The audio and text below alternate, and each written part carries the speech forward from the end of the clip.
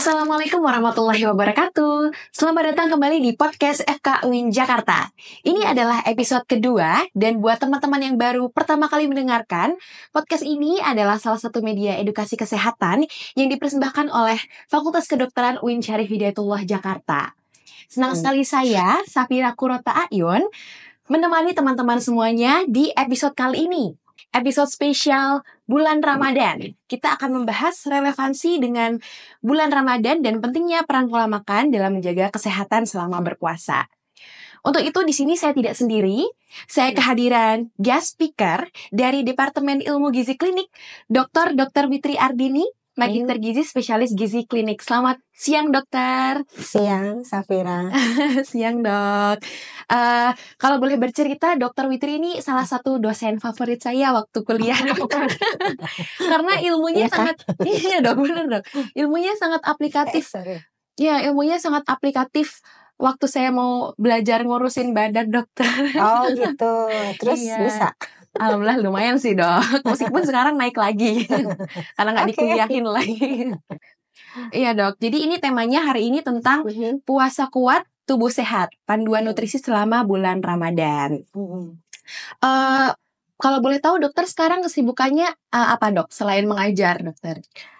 Hanya mengajar ya sebetulnya. Memasak ya. Jadi sekarang yang lebih sering jadinya adalah menyeimbangkan antara mengajar dan memasak. Mengajar dan memasak karena spesialisasinya gizi ya, dok ya. Jadi banyak memasaknya.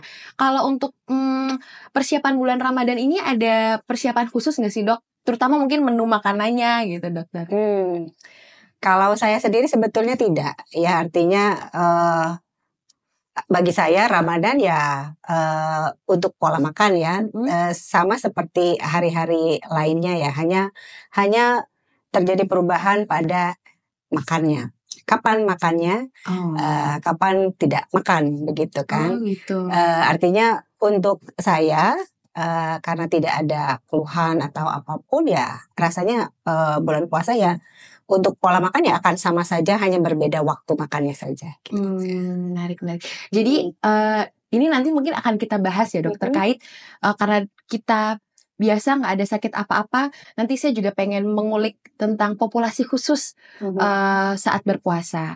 Tapi berarti apa saja, dokter, nutrisi utama yang harus dipenuhi selama berpuasa, dok? Ya, sama seperti waktu-waktu lainnya, artinya ya kebutuhan kebutuhan tubuh kita akan zat gizi tentu sama, ya.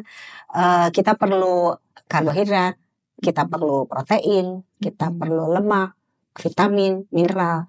Jadi semuanya sama, tidak ada perubahan. Ya, balik lagi pada bulan puasa.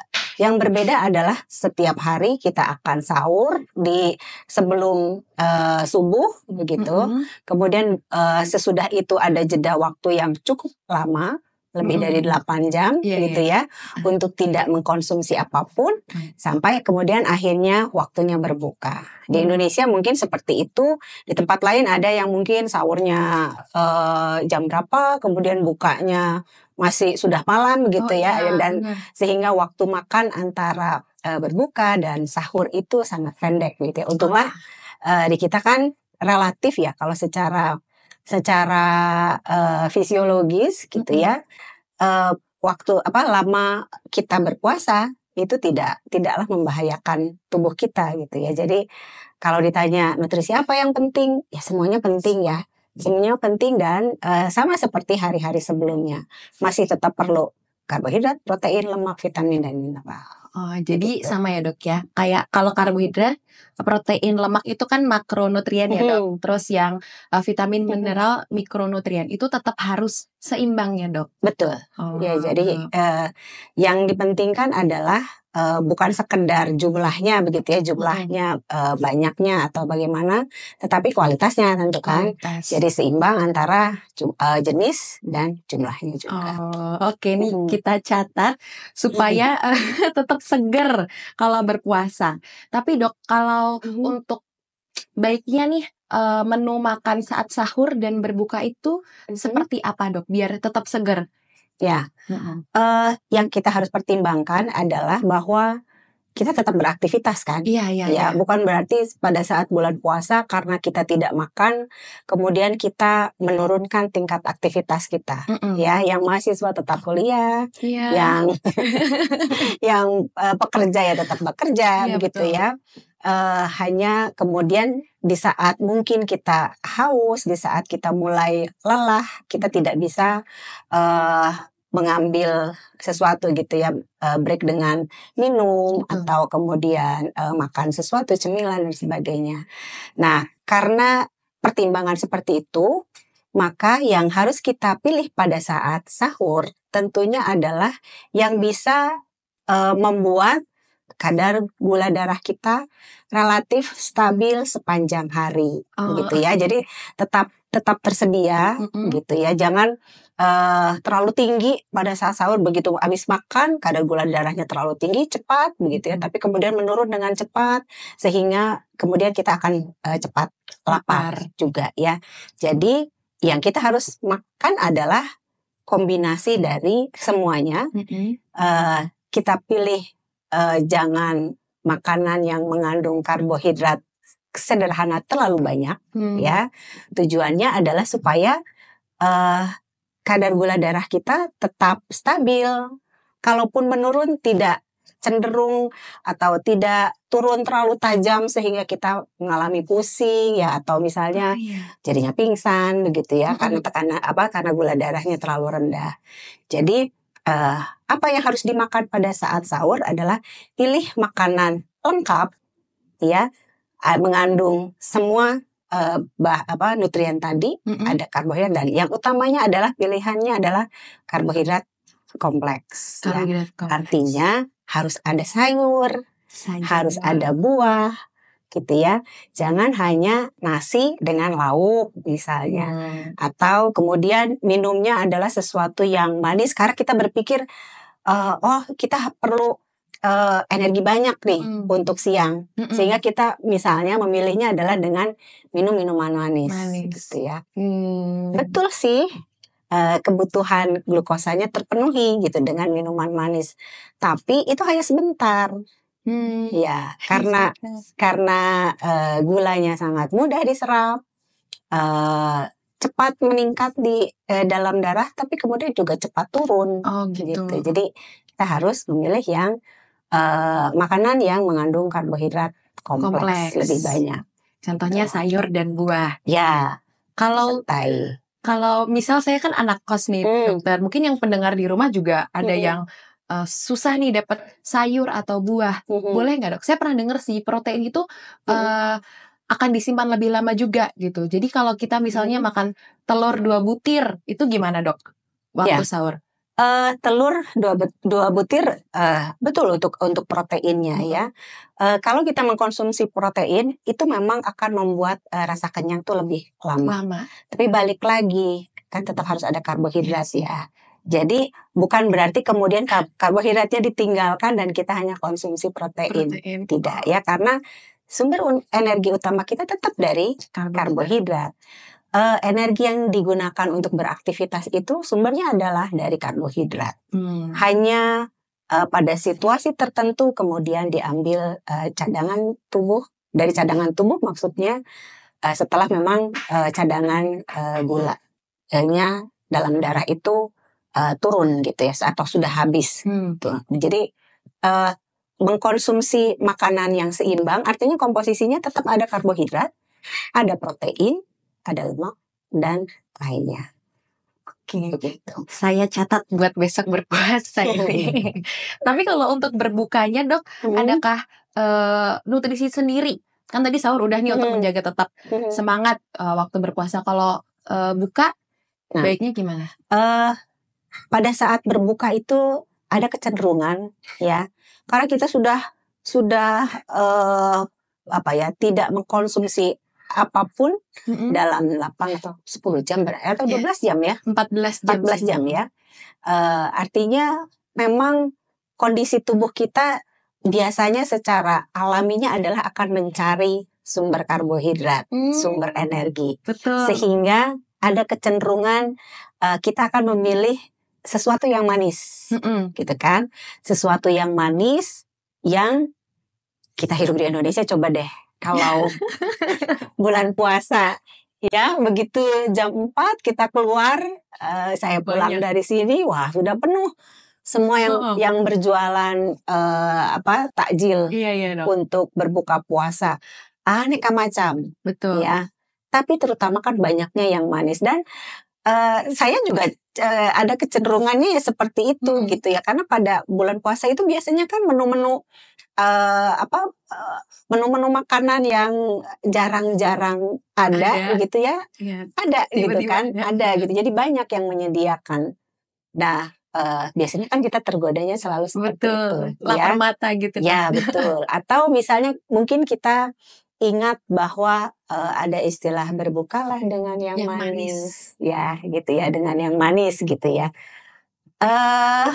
Itu kalau kita sebutkan itu tidak tepat ya tidak salah juga gitu ya, karena memang ada kecenderungan kita akan mencari sesuatu yang manis.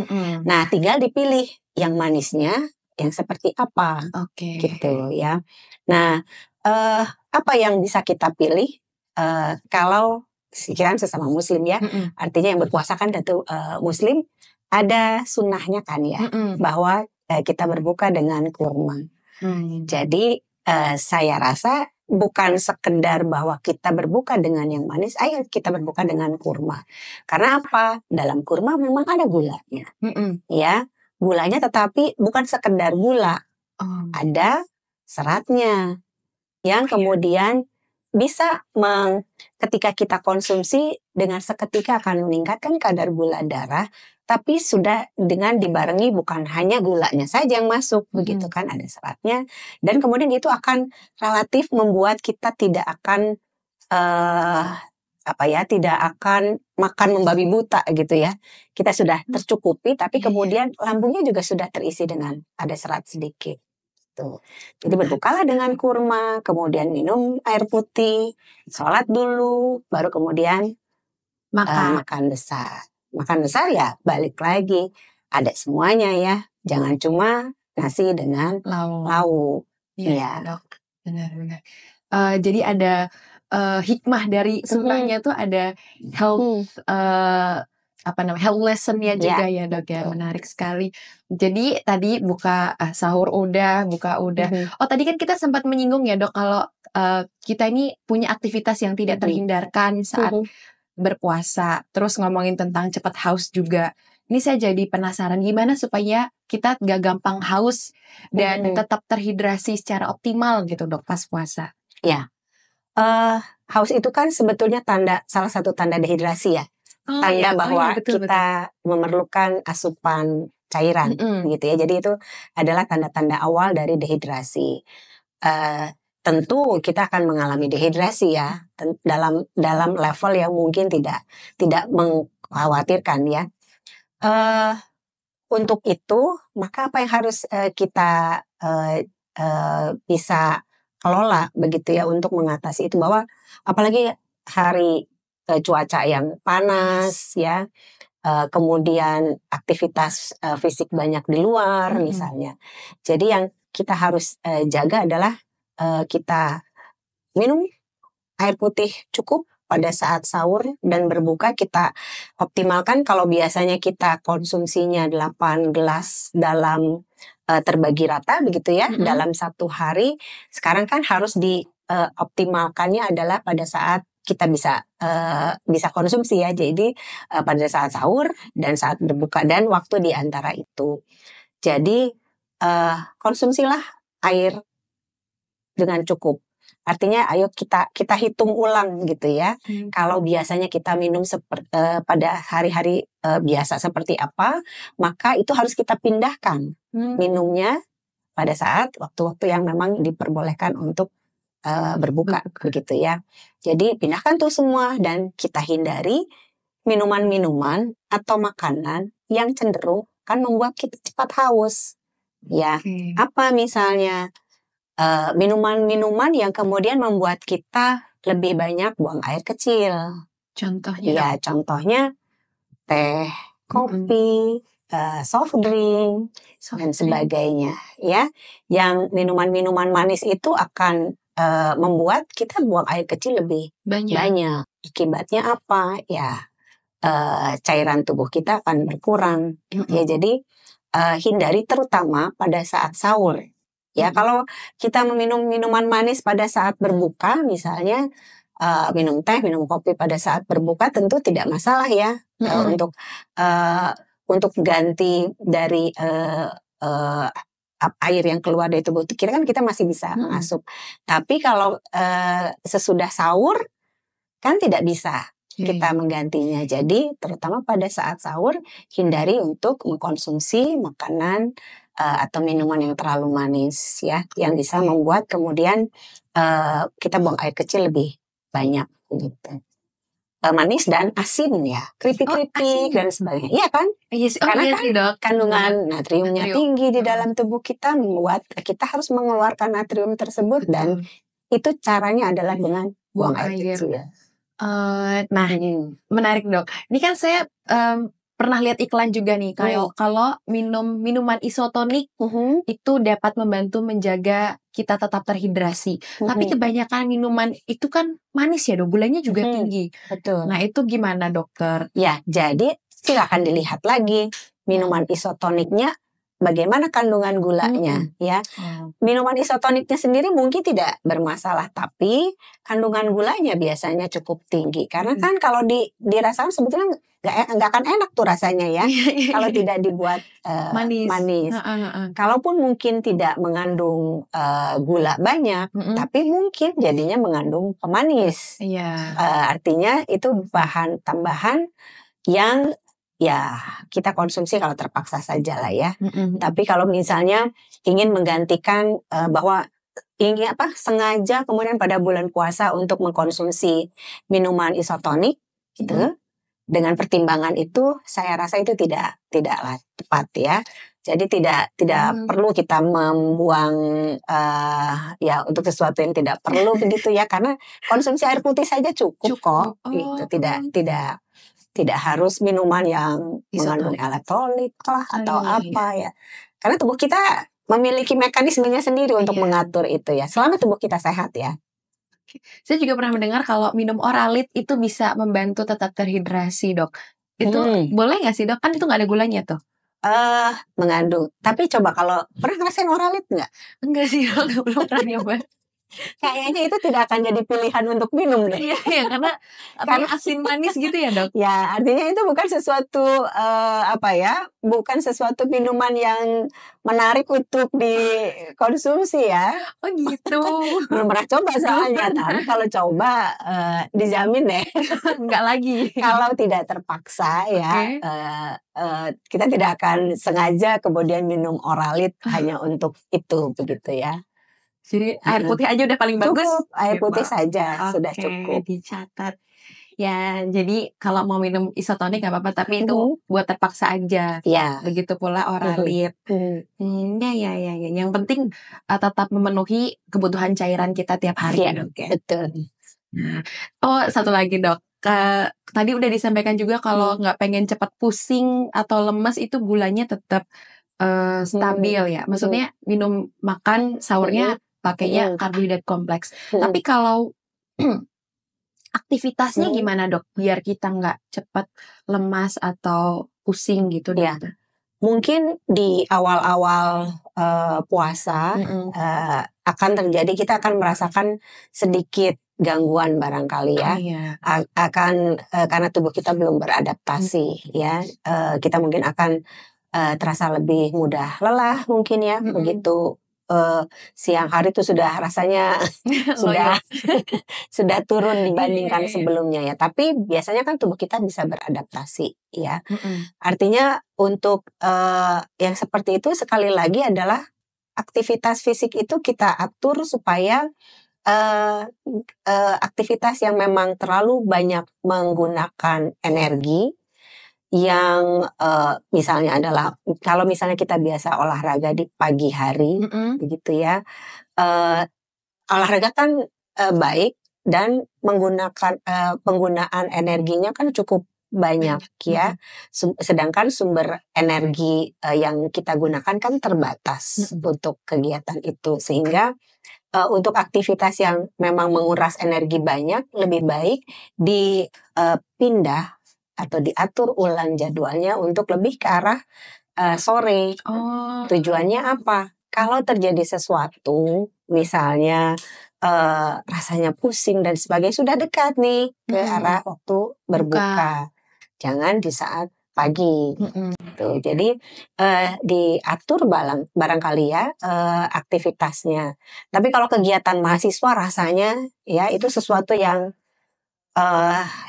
ya bukan kegiatan yang terlalu banyak menggunakan energi kan ya. Jadi tidak bermasalah. Kecuali misalnya yang para atlet yang harus berlatih ya, kan mereka kebanyakan tidak memungkinkan untuk berhenti berlatih gitu ya. Nah itulah yang kemudian harus diatur kegiatannya supaya, artinya gini, tujuannya adalah supaya kedua kegiatan itu, kedua aktivitas itu, yaitu berpuasa dan beraktivitas seperti biasa itu bisa berlangsung keduanya dengan lancar.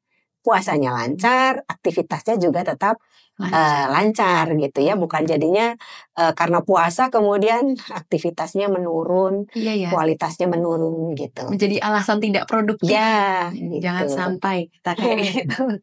Padahal kan rasanya harusnya bisa jadi lebih produktif ya, karena kita tidak memikirkan harus makan apa ya, cari makannya di mana betul, karena itu kan lumayan juga untuk untuk berpikir mencari sesuatu apa yang akan dimakan itu juga kan membutuhkan energi juga. Mahasiswa kan juga saya rasa pagi nggak sarapan baru makan siang pun juga nggak masalah gitu. Jadi gitu ya. Puasa bukan alasan untuk menjadi tidak produktif ya dok ya.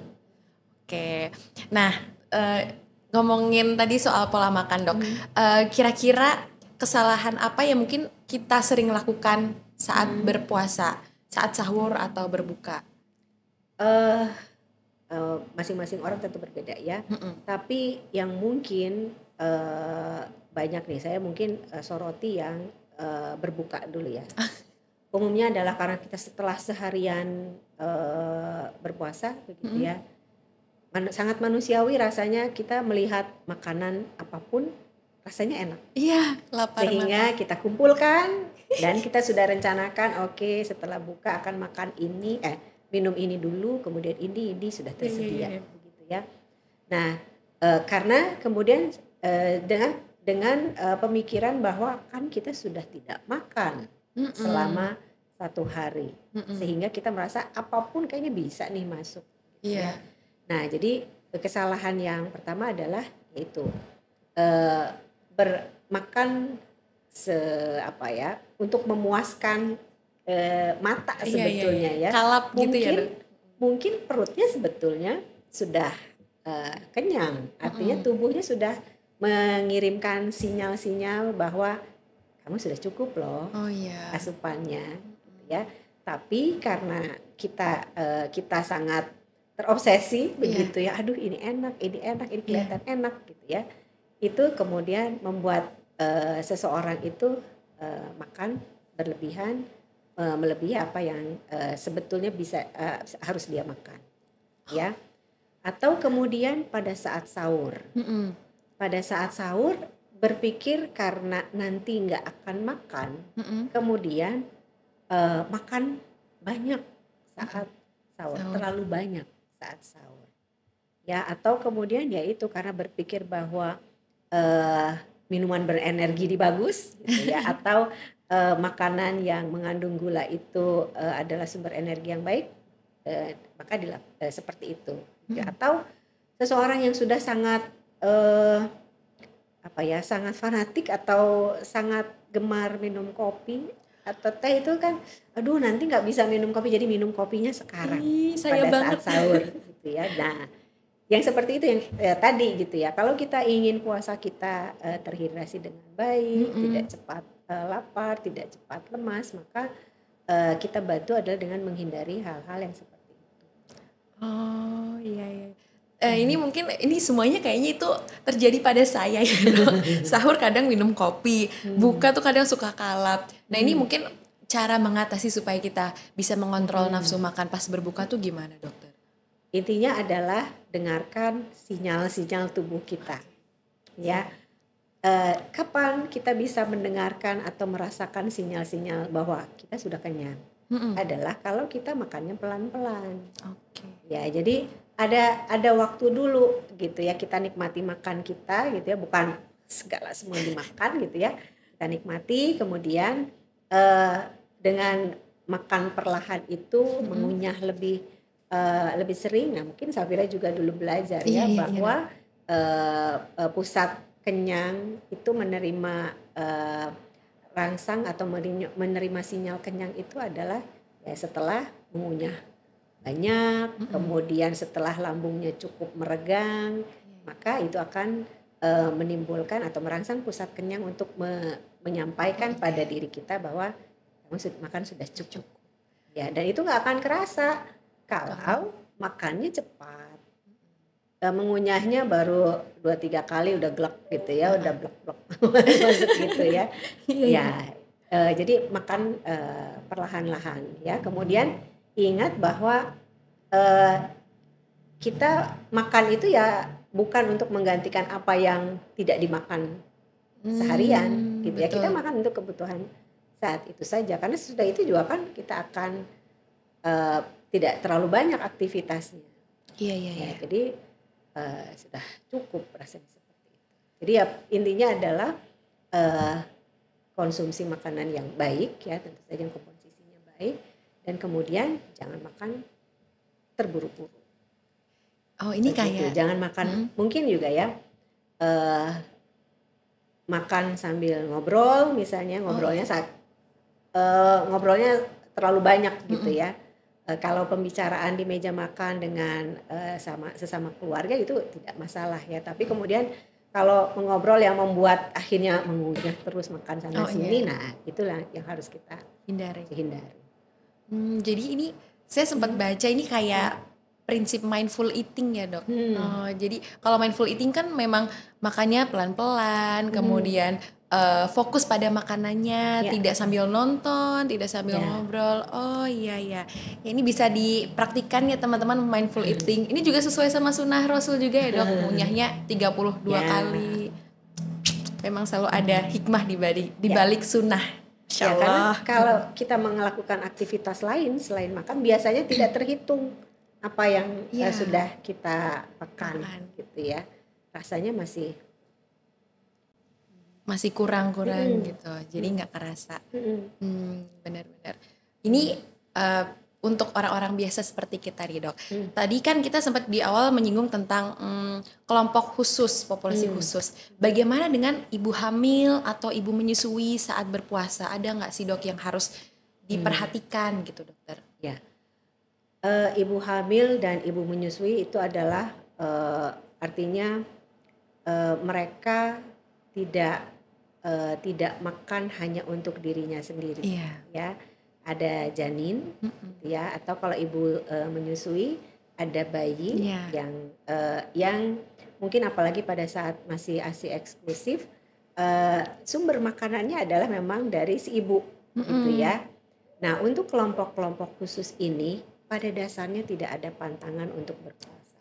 Selama apa? Selama sehat, ya, selama misalnya tidak ada muntah yang berlebihan, ya.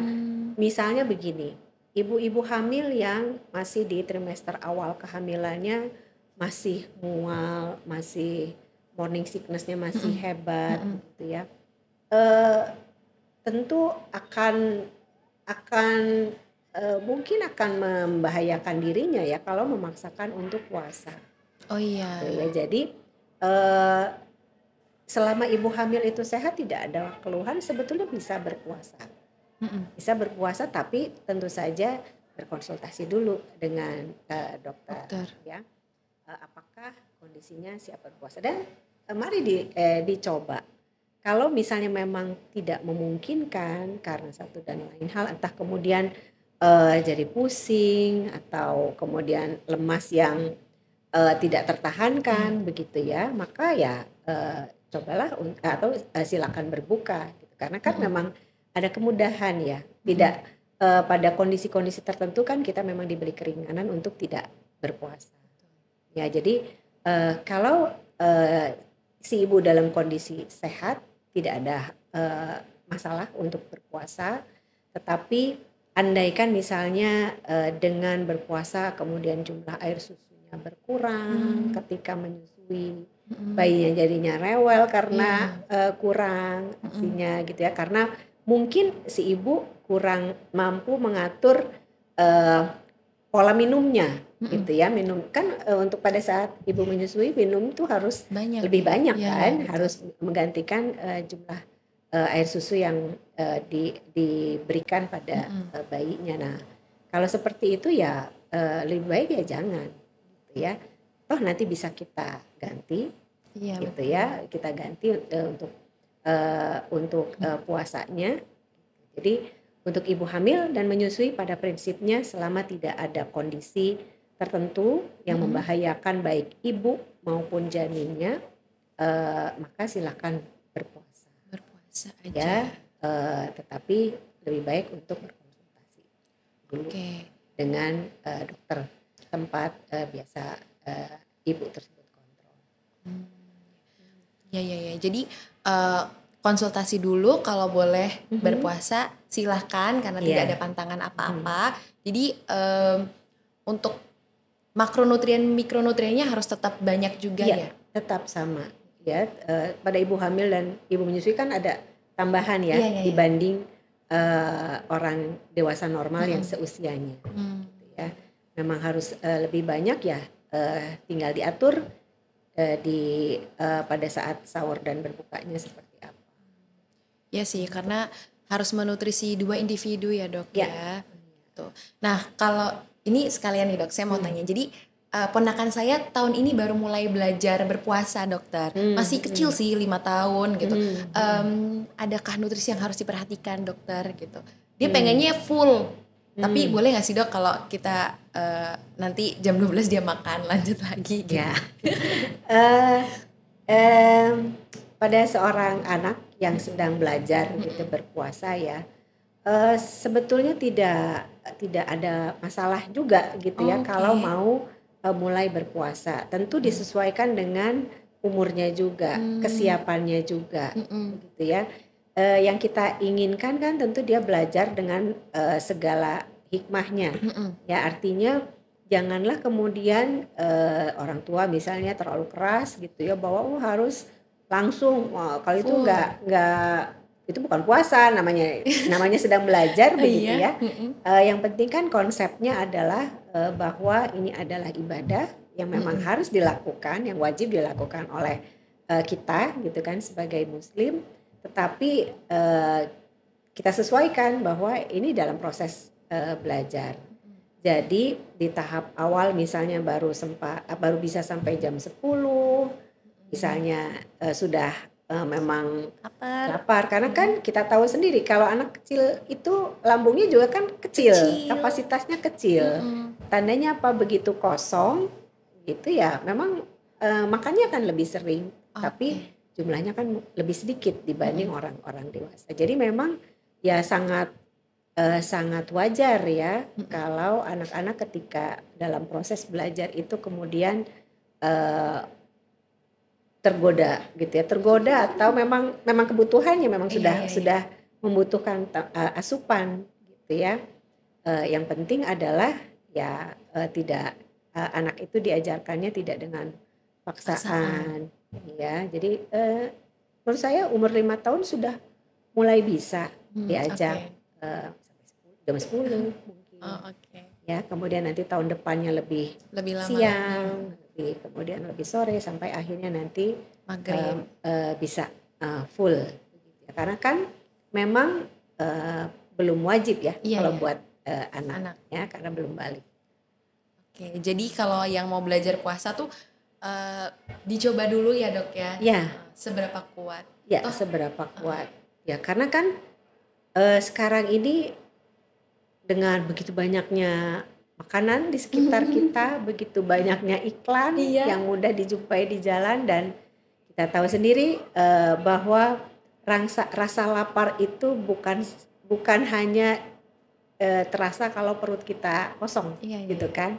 Begitu kita melihat sesuatu gambar, hanya sekedar gambar atau sekedar mencium ada aroma makanan yang enak, gitu kan, timbul kan rasa keinginan untuk makanan. Pada anak-anak kan lebih godaannya kan lebih banyak ya jalan sini ada ini, ada itu, ada segala sesuatu. Jadi memang godaannya besar. Mungkin secara fisiologi sebetulnya dia belum lapar sebetulnya, tapi dia melihat gambar yang makanan yang biasa dia makan dan dia senang, yang dia gemari, gitu kan. Jadi kepingin, jadinya rasanya lapar. Gitu ya. Tapi pada prinsipnya dicoba dulu dan tidak dipaksakan. Ya. Oke. Semampunya.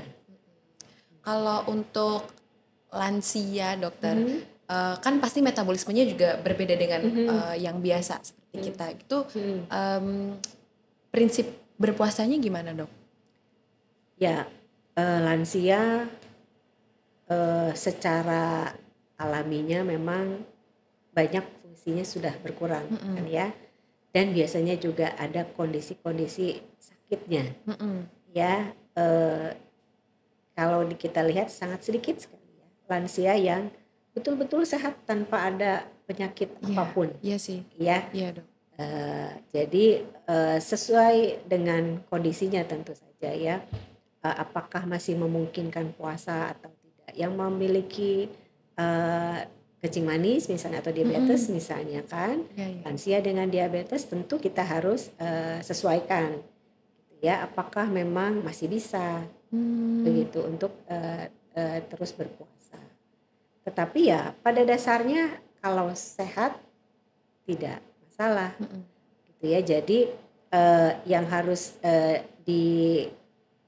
balik lagi adalah konsepnya adalah makannya seimbang gitu ya, sesuai dengan kebutuhan, tidak berlebih. Kemudian ya makan perlahan, konsumsi cairan cukup, itu yang harus diperhatikan. Begitu pula pada lansia. Pada lansia kan lebih cenderung lebih mudah ya dehidrasi. Iya. Sehingga ya itu pengaturan minumnya memang harus diatur ulang begitu ya. Jadi sebenarnya pada prinsipnya semua populasi khusus ini tidak ada pantangan apa-apa, tapi kalau ada sakit tertentu harus di-adjust lagi nutrisinya gitu ya. Ya, jadi kalau misalnya biasa pasien hipertensi misalnya ya, pasien diabetes, dislipidemia atau penyakit kronis lainnya, ya ayo sebelum masuk bulan puasa periksa dulu, kontrol dulu, nggak usah nunggu sakit gitu ya. Betul. Kontrol dulu, kemudian coba ditanyakan gimana kalau berpuasa. Kemudian ya dicoba apapun yang kemudian dia rasakan pada saat berpuasa itu ya kemudian di-adjust gitu ya. Jadi jangan terlalu memaksakan bahwa harus puasa. Betul. Apalagi lansia yang udah sepuh sekali gitu kan ya. Iya sih. Islam juga mengajarkan, Islam kan juga mengajarkan keringanan ya dok ya, jadi nggak perlu dipaksakan. Ini kalau misal, jadi teman-teman saya tuh banyak yang GERD ya dok, terus dispepsia dan lain-lain gitu. Itu kan kalau anjurannya itu makannya sering tapi sedikit. Kalau berpuasa gimana dok? Nah, berpuasa itu kan biasanya juga diatasi dengan obat kan ya, diatasi obat ya, tentu disesuaikan ya. Pada dasarnya kalau misalnya dengan pengaturan obat, dengan perbaikan makan, kemudian keluhannya tidak ada, ya silakan terus berpuasa. Ya, tetapi kalau memang sudah diatur makannya, sudah optimal pengobatannya, tetap timbul keluhan yang memang tidak dapat diatasi gitu ya, memang solusinya adalah makan gitu ya. Saya rasa itu adalah salah satu keringanan juga ya, Iya sih. Ya, jadi intinya adalah upayakan dulu pengobatannya, ya. Kemudian perbaiki pola makan. Jadi diperbaiki bahwa ya tidak konsumsi yang asam, yang terlalu pedas. Kemudian konsumsi makanannya juga jangan yang menimbulkan gas terlalu banyak supaya tidak membuat nyaman gitu ya, yang kadang membuat perut kembung gitu kan. Dan kemudian kalau GERD itu kan terjadi sedikit kelemahan ya pada sphincter esofagusnya ya, antara esofagus antara kerongkongan dan lambung gitu kan. Nah, salah satu yang kemudian berpengaruh juga adalah asupan dari kafein. Oke, Nah, kopi. kafein akan membuat sphincter esofagus ini relaksasi kan, lebih relaksasi sehingga lebih memungkinkan untuk terjadinya naik reflux itu. Jadi ya patuhi makanan-makanan yang tidak dianjurkan, ya, tidak minum kopi atau soft drink dan sebagainya. Kemudian tidak makan makanan yang terlalu manis, terlalu asam dan pedas, yang rangsang. Kemudian yang tidak menimbulkan gas. Kemudian juga pastikan bahwa kalau GERD itu jangan menggunakan pakaian yang ketat, misalnya ya. Kemudian habis makan harus tegak, jangan langsung tiduran gitu ya. Hal-hal yang dimodifikasi pola hidupnya itu diperbaiki, kemudian dioptimalkan dengan obat kalau perlu. Nah, kalau itu semua sudah dilakukan tapi masih ada keluhannya yang timbul karena puasa, ya sudah. Ya. Baik, menarik sekali ya dokter. Ini kita main mitos atau fakta dari tadi yang udah kita kumpulkan ya dok. Jadi makan banyak saat sahur dapat membuat puasa lebih kuat, itu jawabannya adalah mitos ya dok? Mitos. Oke. Kalau kebanyakan kitanya juga ngantuk ya. Iya, jadi sholat subuhnya juga ngantuk. Minum kopi dan teh saat sahur atau berbuka itu baik untuk tubuh, mitos atau fakta dok? Mitos. Ya, karena kan membuat buang air kecil lebih banyak, lebih membuat kita rentan dehidrasi. Betul. Kemudian makan manis saat berbuka itu wajib. Nah itu tadi, ya mitos bahwa tidak wajib. Tidak wajib. Ya. Tapi tujuannya untuk meningkatkan kadar gula darah yang memang sudah rendah barangkali ya, tetapi itu tidaklah wajib. Ya, karena cenderung kalau disebutkan bahwa makan manis itu wajib, kita sebetulnya bisa mendapatkan dari yang tidak manis kok. Benar. Iya. Karbohidrat kan tidak harus didapat dari yang manis. Iya. Saya juga pernah dengar baca juga sih dok, kalau berbukalah dengan yang manis itu bukan sunnah Rasul, tapi itu tagline iklan zaman dulu ya dok. Dan berhasil kena gitu semua nih, propaganda berarti. Sirup kalau nggak salah ya. Teh, dok, teh botol gitu. Oh iya.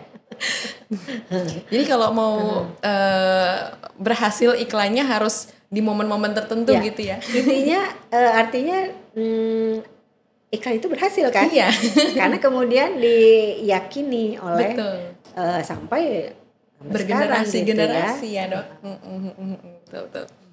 Tidak terasa ternyata udah banyak nih dok kita ngobrol, wawasannya jadi bertambah dan semoga bisa diaplikasikan. Kalau boleh saya simpulkan tadi, sebenarnya tidak ada pantangan untuk sahur dan berbuka, terutama untuk populasi khusus seperti ibu hamil, anak-anak dan lansia. Beraktivitas boleh seperti biasa, tapi kalau mau berolahraga di sore hari ya dok ya gitu. Kemudian untuk makanan sahur dan berbuka, kalau sahur banyak karbohidrat kompleksnya seperti sayur dan buah. Kalau berbuka nggak harus yang manis ya dok. Yang penting cairannya cukup juga dan istilahnya mindful eating teman-teman gitu. Mungkin itu aja dulu ya dok untuk episode kali ini. Teman-teman di rumah jangan lupa follow Instagram kita di FKUIN JKT dan juga subscribe di YouTube kita Fakultas Kedokteran UIN Syarif Hidayatullah Jakarta. Sampai bertemu di episode berikutnya.